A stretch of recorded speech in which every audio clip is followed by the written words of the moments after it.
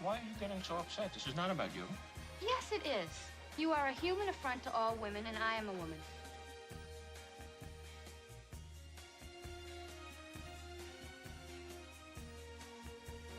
Of all the gin joints in all the towns in all the world, she walks into mine.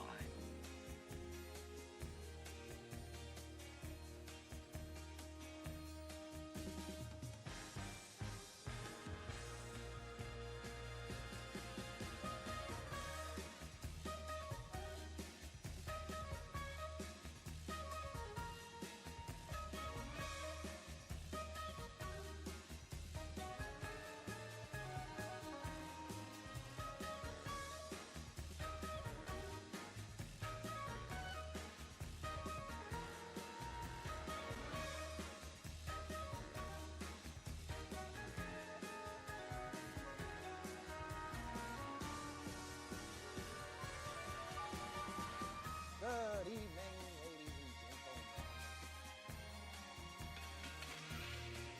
We are tonight's entertainment.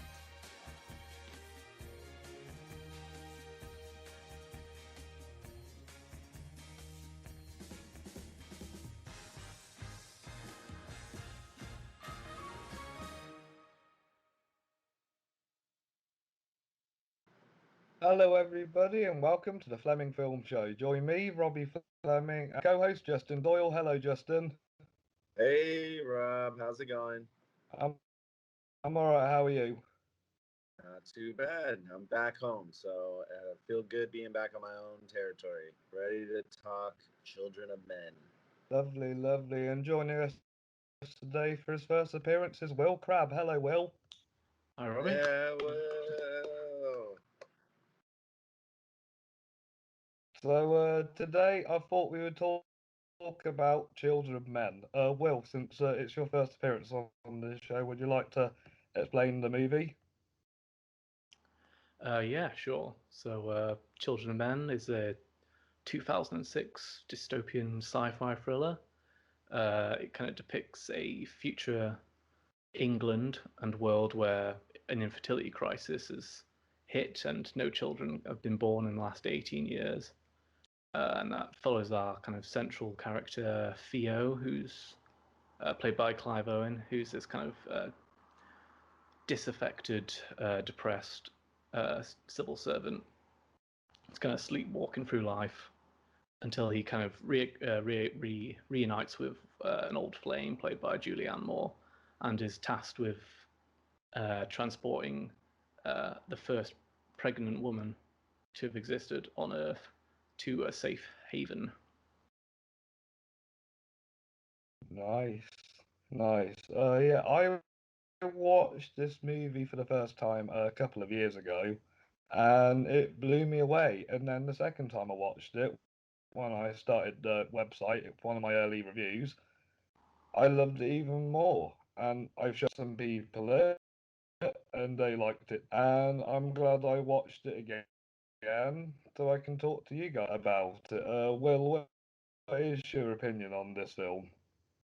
Um, well, the first time I watched it, I can't remember when I watched it. I would have watched it years and years ago, back when I was a teenager, I think. And I think the first time I watched it, I thought it was kind of just like okay. I wasn't that Im- impressed with it. I thought it was a bit dull. But I kind of revisited it later as I'd kind of grown up and kind of I don't know, I better understood the world around me and stuff like that. And I kind of read some stuff about it and decided to give it a rewatch. And then yeah, it blew me away. And it's like firmly now one of my favorite films of all time.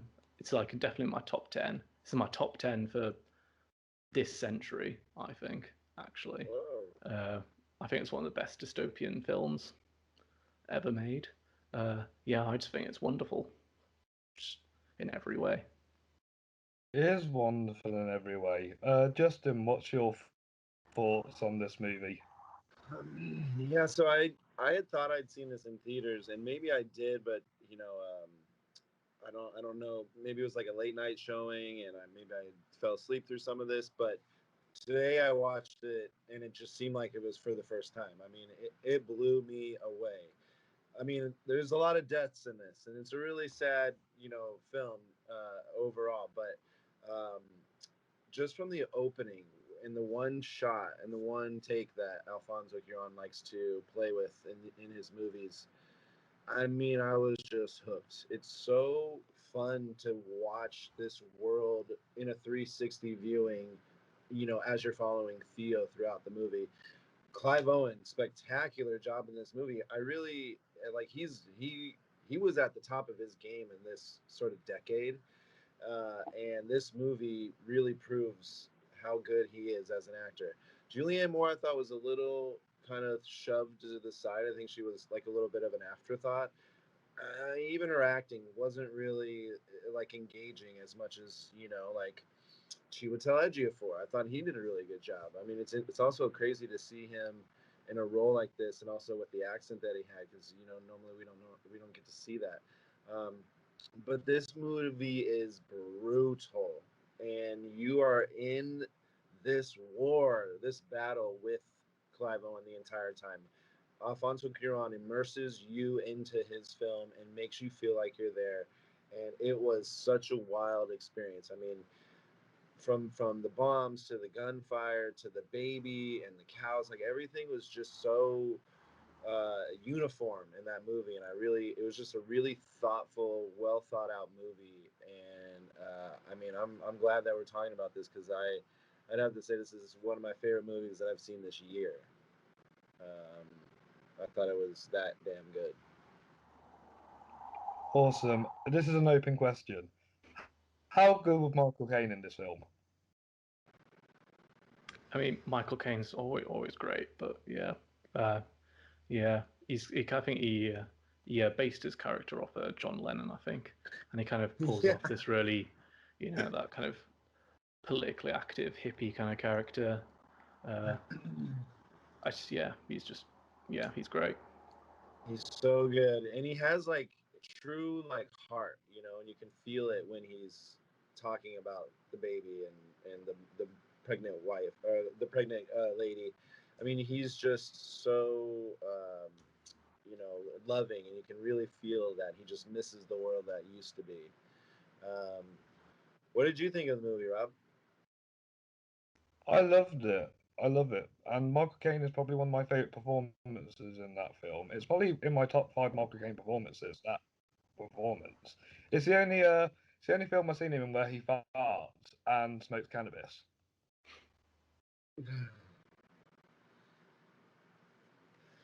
I remember reading that on the IMDb trivia. It was just a random trivia point. It's like, this is the only film that Michael Caine has appeared in where he both farts and smokes cannabis. It's just a weird trivia, but yeah. I know. Yeah, it's 92% on Rotten Tomatoes, 85% from the audience. 3 Oscar nominations Yeah, it got for yeah. writing, achievement in cinematography, and in film editing, which I'm surprised they didn't win. Yeah, I'm always really shocked and surprised when I remember it didn't win the best cinematography Oscar. It's kind of one of those films that I automatically assume, oh yeah, that's one of the cinematography winners. It was And brilliant. It was so brilliant. I mean, the way whoever moves that camera was just so smooth, and I guess It's Emmanuel Emmanuel Lubezki. He Lubezki. does, Yeah.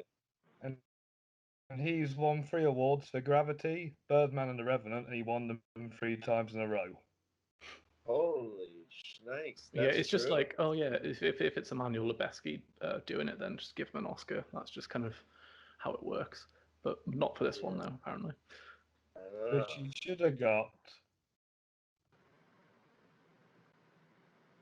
He should have got for this one. Yeah. He's this is yeah. I mean, it's like art. It's really like art. Sometimes a movie is that way, and yeah, wow, that's his top 4 of those 4 movies right there. Yes, Um, definitely. he did Burn After Reading as well. Tree That's of the Life. funny. Yeah. Um, so why did you want to talk this movie, Rob? Basically, I'm starting Harry Potter month in July, and Alfonso Cuarón, the director of this film, directed Prisoner of Azkaban. So I thought I'd tie the two together. Yeah. Prisoner of Azkaban's definitely the best Harry Potter film, which obviously isn't a coincidence, you know. Yeah. Yeah, it's definitely one of the darker ones. Yeah, definitely. But you can kind of like tell in Prison of Azkaban that there are kind of like similar shots that Cuarón uses. I know he doesn't use the key for Prison of Azkaban, but you can kind of like tell he uses similar shots and a similar style to both films. Yeah, well, it's hard for me to even pick which Harry Potter is over the other one. I mean, you know, I remember the first one and the last two, but all this stuff in the middle. I mean, I don't know what happened in Chamber of Secrets over Prisoner of Azkaban, or what was the fourth one? Oh, Goblet of Fire. Goblet of Fire. Yeah, see, no clue. You need a good Yeah, rewatch of them. he's a master. What's up? Yeah, you need to rewatch the Harry Potter films again, don't you? Well, every year my girlfriend watches them back to back to back to back, so I'm sure it will be on sometime soon. Is July like a Potter month in general, or are you just making it that? Yeah, because Harry is born in July, the character. That's the month I was born. Nice. Nice. Yeah, Children of Men. You can tell Alfonso Cuarón, didn't go anywhere because he's still a master at his craft these days, just as he was in this movie. So um, it'll be good to talk about him again during Harry Potter month. Definitely, definitely. Although I noticed he took a really big hiatus before he made Gravity. Yeah, yeah, it's because I think this film kind of, or Children of Men, I think it bombed quite a bit at the box office. So it kind of, Yeah, I think they were it thinking that didn't he even. wasn't gonna like helm another big picture again because of that.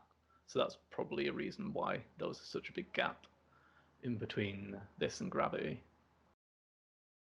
Yeah, Yeah. Because I it think didn't it even make its cost, money back. yeah, it cost $76 million, and I think it made about 70 back from worldwide gross, which is a shame because it's an amazing film. I think they just didn't market it properly. I think they found it quite hard to market that kind of film. And I Yeah. remember seeing that the promotional posters just not very good. It's just it doesn't sell the film very well. Well, yeah, because it's like his face, like looking around a wall corner. I mean, how is that? What does that have to do with anything, you know? Yeah, that's strange. Kind of also reminds me of Quiet Place, the poster. But Yeah. yeah, is this one of your all-time favorite movies, Rob? Definitely in the top 20. And in your top 10, Will? Yeah, top 10. I think right now at this moment in time, it's like in my top 4. But that Whoa. sometimes changes because it's very hard to define like to that level. Um, yeah, I've got it alongside Jaws, uh, Fellowship of the Ring, and Whiplash. They're kind of like it's part of that kind of group of films that are currently like my favorites. But I think it's going to What firmly stay in my top 10. what other dystopian movies do you guys like? V for Vendetta. Because I think this is the year 2027. And it's not even that far away. I know. But Yeah, I like V yeah, for Vendetta. which one?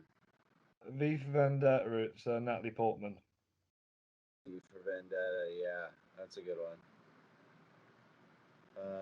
Do you have one, Will? I would say V for Vendetta or Brazil probably. Yeah, Brazil's a I good one. haven't seen it. Um, yeah, I don't know what I like. 15. Oh, Blade Runner. Ah, Yeah, Blade Runner's great. right? Talk about a good cinematographer as well. Deacon, right? Yeah, he did the second one. Yeah. You can't compare Um, Emmanuel Lubetsky and Roger Deakins as they are just so great at cinematography. they know what they're doing. That's for sure. Well, Um, Blade Runner actually has kind of a link with Children of Men, in that I think Alfonso Cuarón kind of wanted Children of Men to kind of be the anti Blade Runner, with how he wanted to depict a kind of futuristic dystopia.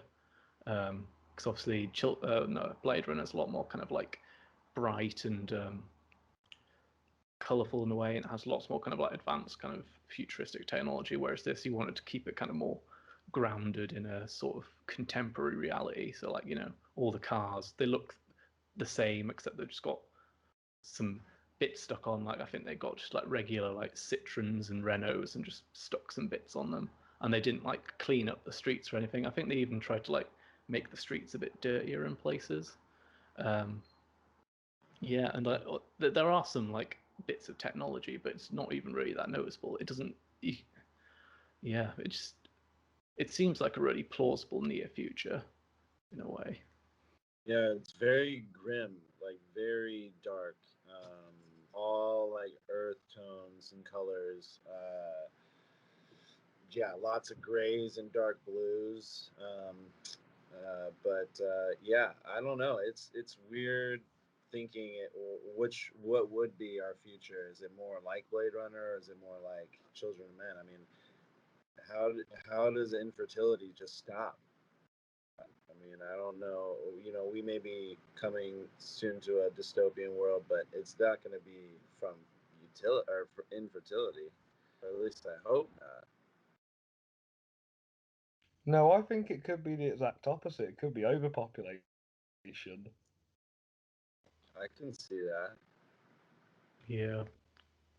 Well, I mean, like lots of the themes in the film kind of revolve around that kind of like immigration, and um, that's kind of reflected in lots of the kind of migrant crises that are kind of happening in Yeah. Europe and everywhere. So it kind of um, the film picked up a lot more attention around 6 years ago as a direct result of the kind of Syrian refugee crisis, um, when they started noting lots of kind of parallels between the film and events that were occurring in Europe, and like this big, large swathe of immigration into countries causing uh, lots of these kind of conditions where you see like sort of makeshift refugee camps and all that, and also into just the kind of lots of anti-immigration sentiment that's rising in recent years, and kind of rise of more like harder right populist kind of government um, policies in kind of a response to that. So yeah, it's a film that's kind of prophetic or prescient in a way.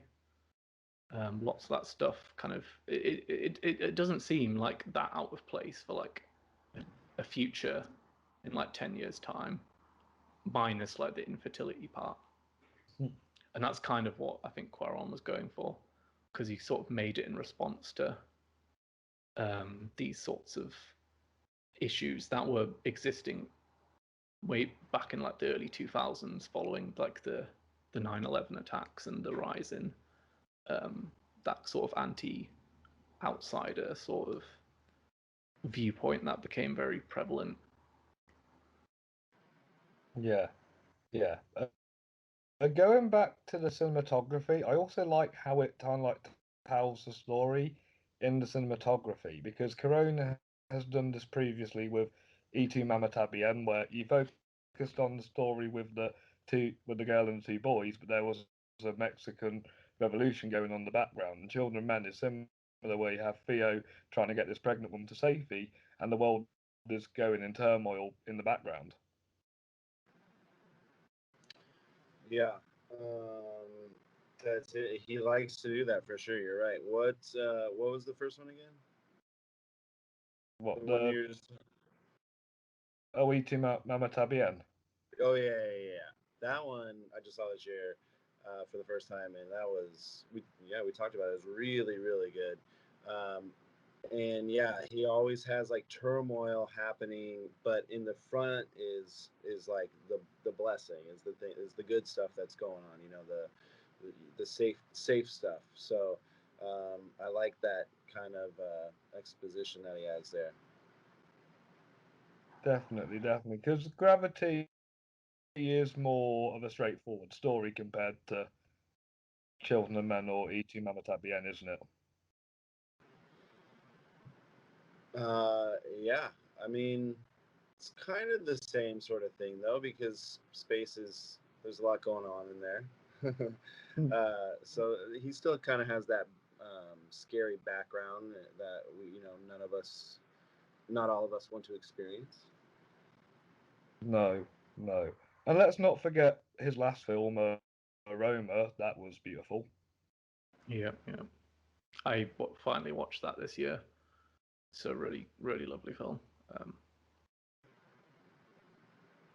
Yeah, it is really good. I saw that in theaters. I really liked it in the theater. It's good to see, a movie that can keep your eye and interested when it's like in black and white and an international film. So I think it's kind of like this, where it's gonna, years later, people are still gonna be talking about it, or finally talk about it.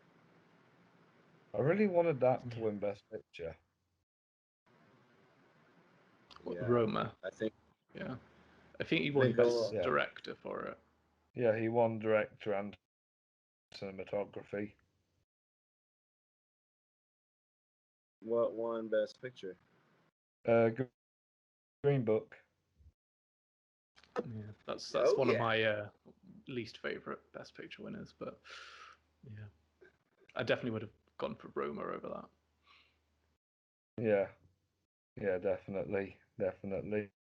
We So did a countdown of our favorite picture winners for the last decade. Green Book was high on my list. I like Green Book. Yeah, but the Artist is still a better film. The Artist is so damn good. Have you seen The Artist, Will? Not yet. It's on my list. I'm trying to work my way through Best Picture winners. Brilliant. You'll have a good time with that one. That one was so special that it jumped into like my top 20 movies immediately after watching it. And I just wanted to rewatch it again. It's so good. Definitely recommend. Yeah. There's another thing I like about Children of Men. There's not much of a soundtrack in it. You hear popular songs, but it's kind of like natural, the sound. And that's what I like about it.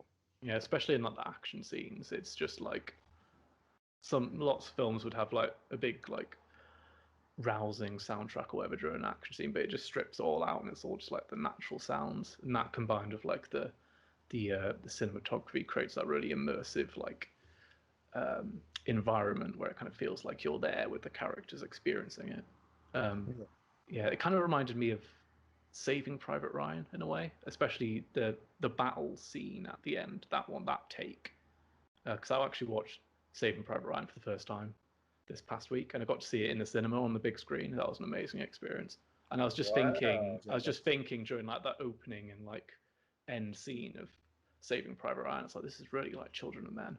It's got these like, fairly long takes at times, especially in the last scene. And it's kind of like handheld, kind of shaky cam, lots of kind of close-ups and stuff. So I feel like he must have taken some inspiration from that when trying to create that battle scene, at least at the end of Children of Men. Yeah, because it helps the film feel realistic. Yeah. I mean, it's kind of what I was saying, how he immerses you in the film, to like us personally, and it's it's because of all of that. He knows, how to edit and make it sound just like a norm, like you're there. And yeah, I mean, it really added to the movie. Nice. Justin, out of curiosity, what rating would you give it on your Worth of movies thing? Probably WTV. Gotta let it sit for a minute. Maybe it climb a little bit higher, but yeah. So it's like a 3-star movie out of 4. Nice. What would you rate it? Well, I mean, on your own rating out of 4, or number, letter. Well, I've got 2 rating systems. It's 5 stars on my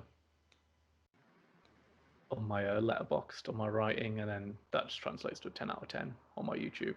It's confusing. I've got 2 different rating systems, so That's can't get higher than that. And no, and I don't give those out very often. So yeah, for me it's just a 5 out of 5. Oh, okay, perfect. Yeah, It's a perfect film. it is. It is. it's a film. It's a film that took me a while to fully appreciate. But yeah, now it's just like every time I watch it, it just gets better and better. Oh, definitely. I actually consider Alfonso Cuarón in my top 3 directors. He doesn't have a lot of movies, but the ones that he does put out are really good. Yeah, definitely, definitely. He just reminds me of Stanley Kubrick and Christopher Nolan, the way he tries to experiment and be unique. Yep. I mean, even in the trivia here, he talks about how they didn't really explain the fertility or the infertility thing because he doesn't like when movies just tell you everything instead of just leaving things ambiguous. And that's him just like being artistic and being different and not being the same sort of director that we see, you know, like Fast 9. Yeah, that's another thing I just love about this film, is it doesn't like force exposition on you or anything. Like a lot of films like this would have like an opening title card or whatever, where it's like the year is 2027, infertility has ravaged the world or whatever. In this, it's just like it just goes straight into it.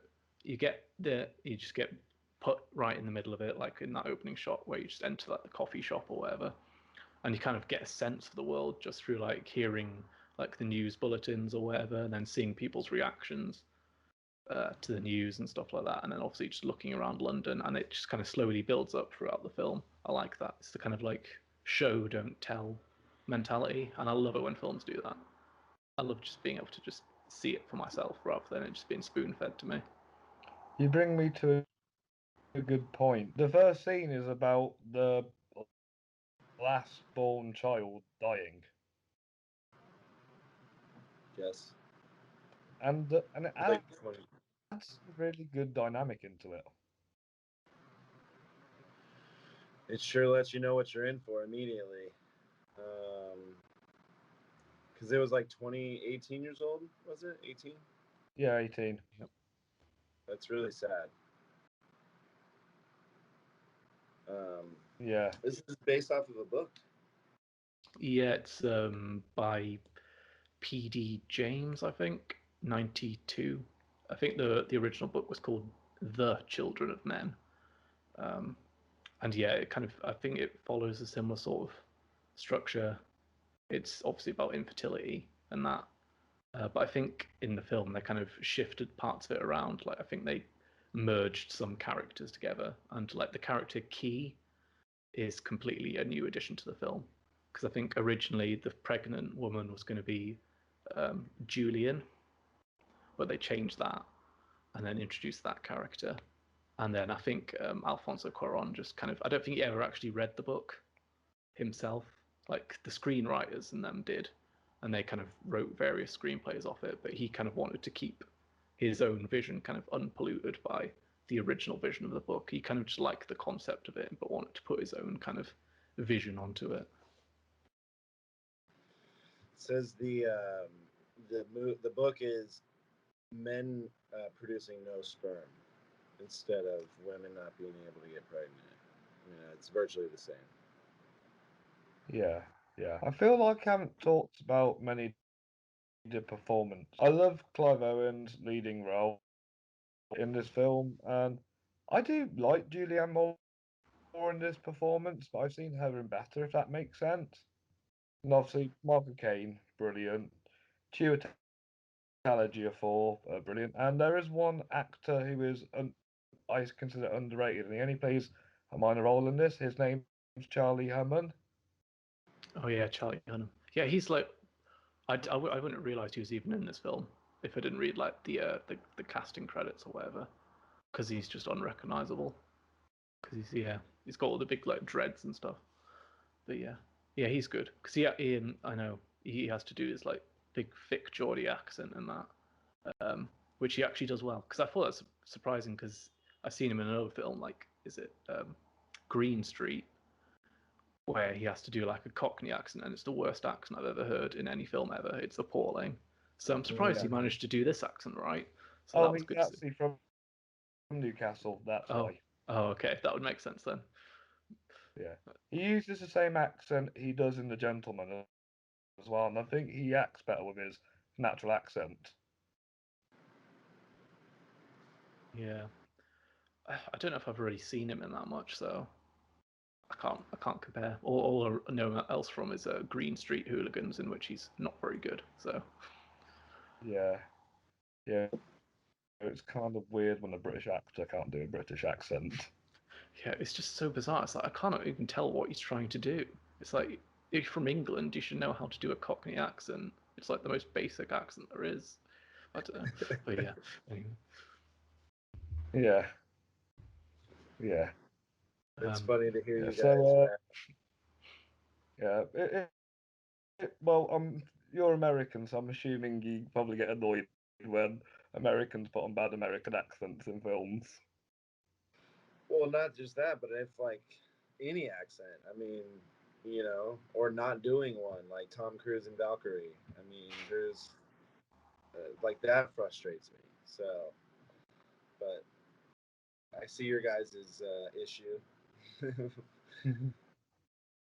Another person I really liked in this film, who I think is a really underrated actor, is Peter Mullen, who plays Sid, the immigration like police guard. He usually only really plays like minor roles in films, but I think he's a really good actor. I've only really seen him in two films where he's had a more prominent role, and that's Boy A and Tyrannosaur, which are both really good English films. But yeah, I always like to see him in films because I think he's just a really good actor. I like him as the dealer in Trainspotting, and obviously in Harry Potter. Who's he in Harry Potter again? I've forgotten. He's the blonde guy who they chase through the Ministry. Yeah, I can picture that. I haven't seen the film in ages though, so.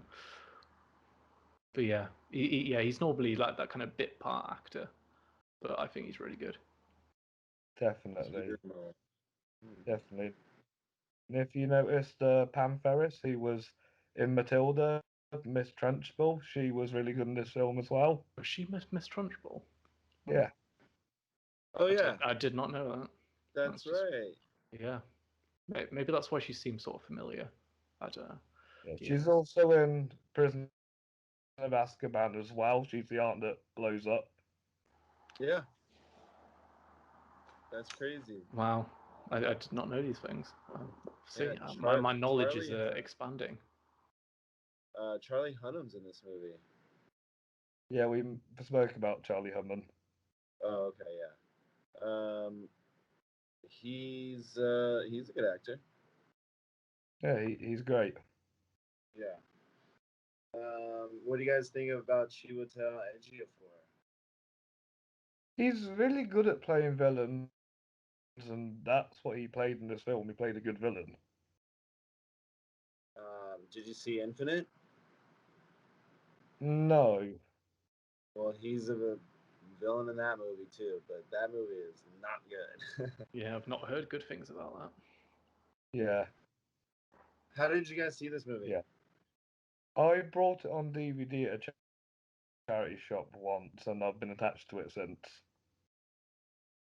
Nice. Yeah, I can't remember how I first watched it. Probably just on like TV or something, and then I watched it on streaming, and then I bought the Blu-ray, and yeah, that's just how I watched it last few times. I don't have any like fancy setup or out, so Blu-rays are as good as I can do.